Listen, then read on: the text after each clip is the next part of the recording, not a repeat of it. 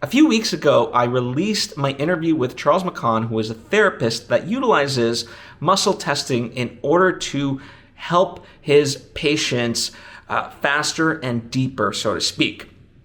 And while it's a great interview, there's a lot of takeaways there, and I encourage you to listen to it. I've linked to it down below. I figured it might be nice just to offer up a few of the important takeaways, at least from me, so in this kind of compressed interview. So these are just basically from one soundbite to the next, strung together, so you can just get a sense of what that interview is like. But still, I encourage you to check out the full thing, linked to down below. But without further ado, enjoy these amazing takeaways from that interview. When I work with people, I really am working with people as if I am saving their life as well, or helping them save their life is a better way for me to put it. Yeah. So how does one begin to invent? you know? And I know that's a tough question. No, it's a great. With my writing, people always ask, where do the ideas come from? And ultimately, I'm like, I don't know. It was a great question. Yeah. I was actually pretty unconscious. Mm-hmm. I mean, I was, as the Scots say, as thick as two short planks. And I really had no choice. I wasn't gonna make it much longer. Mm-hmm. You know, I was in essence following my mother's footsteps, only telling myself, "Oh well, I'm not a common drunk like she is." You know, but I finally had to come to terms with the fact that I wasn't gonna make it. I wasn't gonna get any further, and I was terribly, terribly unhappy. You know, people ask me from time to time, "Have you ever been depressed?" And I laugh and I go, "Ask me when I wasn't depressed. It's a lot shorter list."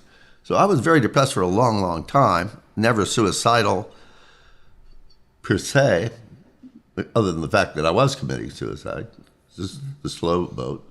And one day I just said, okay, nobody out here is able to help me. And I decided to get in a dialogue with my own mind. I said, I have to assume that my mind, as with all people, is very interested in your survival.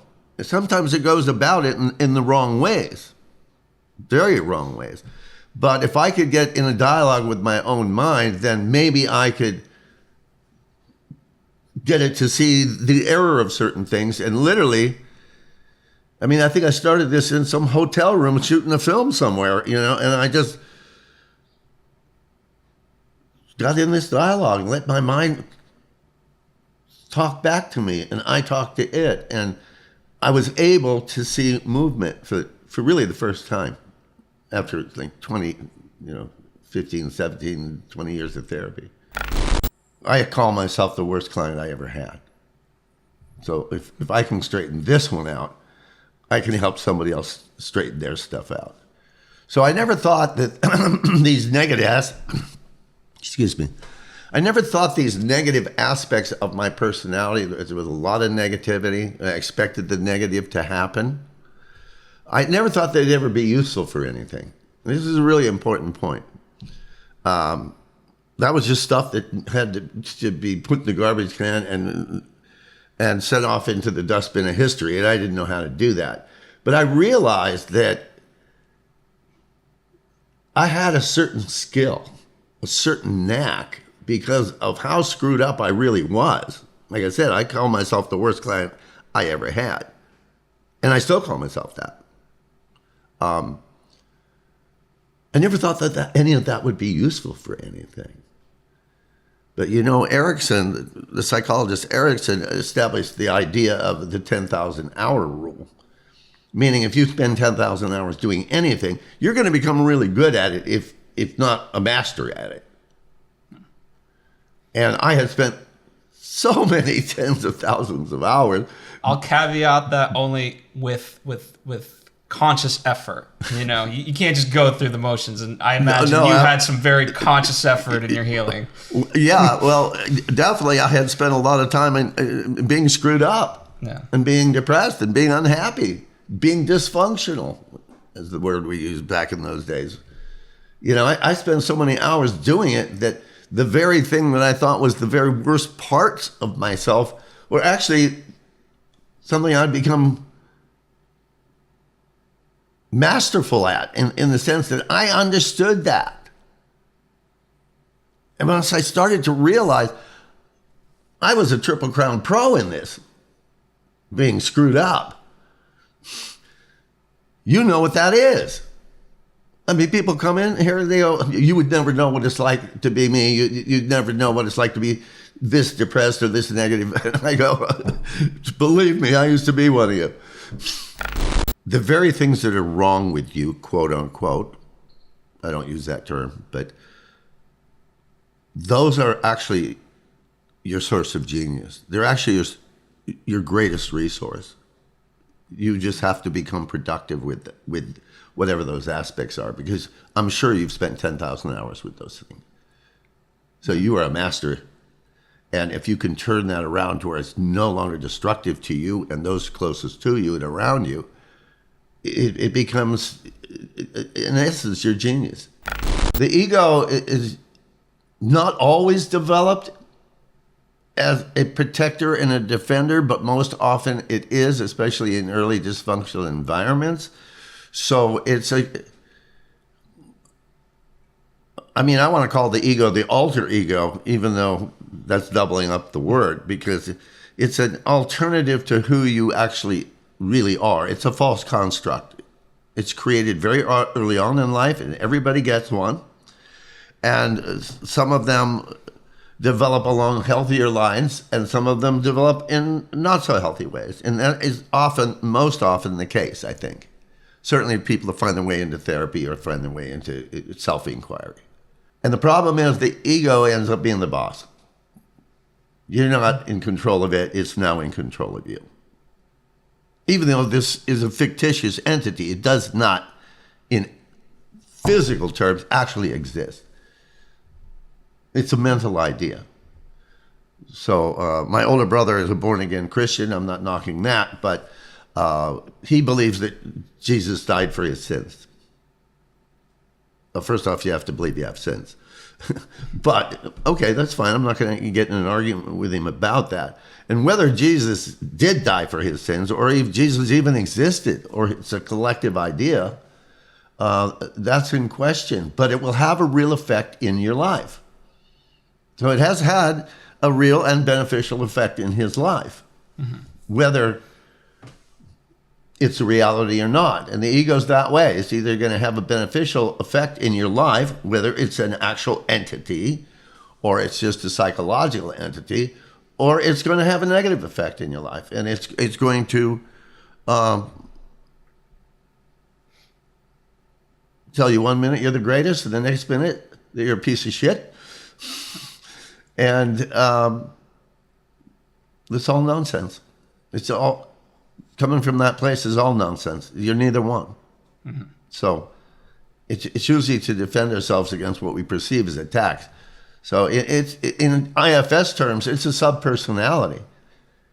Internal family systems. It's a manager. It's gonna be your representative, your agent, in theatrical terms. Don't worry, I'll take care of this. Well, it doesn't take care of it very well. So what happens on session 1? Well, I have an intake form I give people to fill out. And it's a question of, it's not a test. It's tell me about your mother, tell me about your father, tell me about your siblings, tell me about yourself. And what are you here for? What's your presenting problem in psychological terms? And so they fill that out. And that's the way I start with them, working through that. I get to know something about their basic family structure. And in terms of IFS, internal family systems, we have internalized that original nuclear family. And, for example, if you're very hard on yourself, which I was,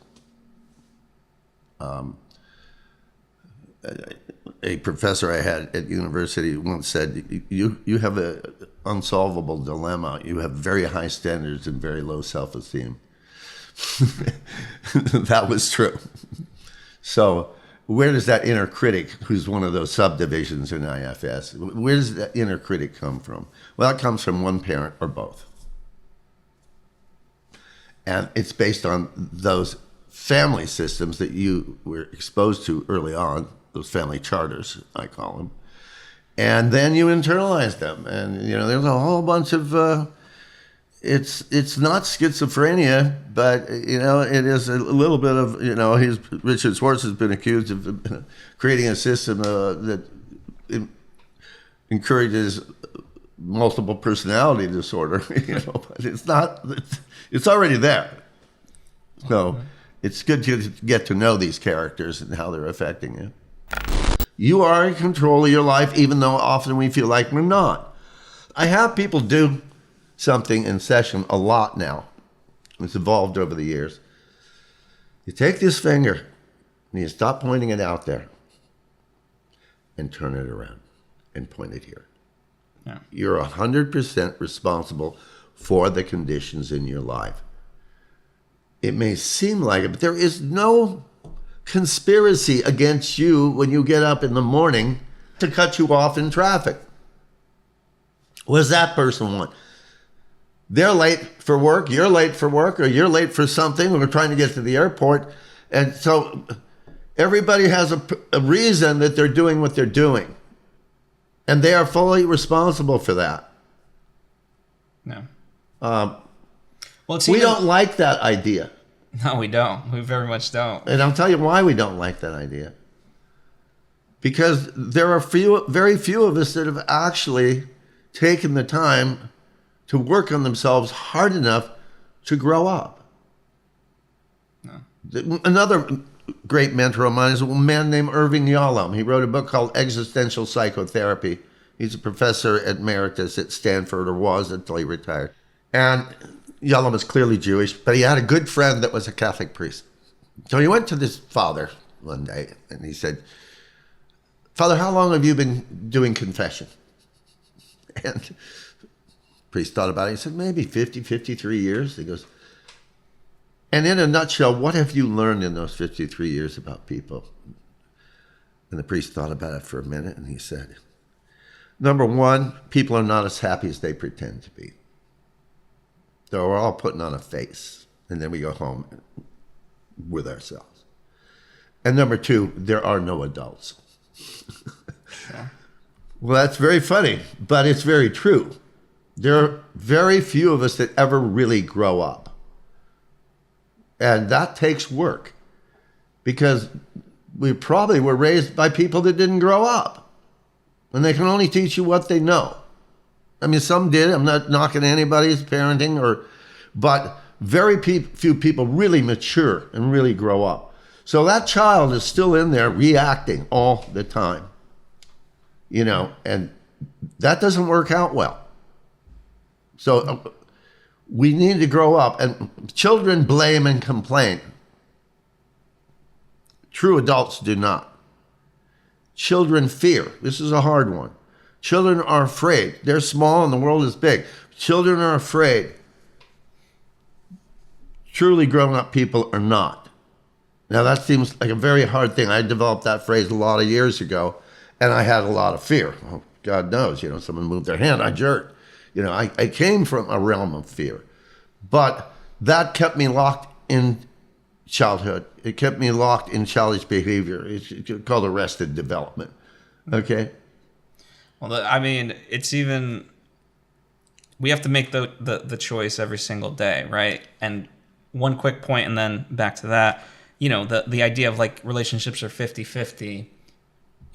The issue I certainly have with it, like, you're negotiating stuff that the other person didn't agree to, of like, oh, if you and me are in a 50-50 relationship, I've assigned you 50% and you have no clue what I even assigned you. Correct. And then when you don't do it, oh, Chuck. Yeah. You didn't do that. Which 50% is that? Yeah. See, then you're going to get an argument about that.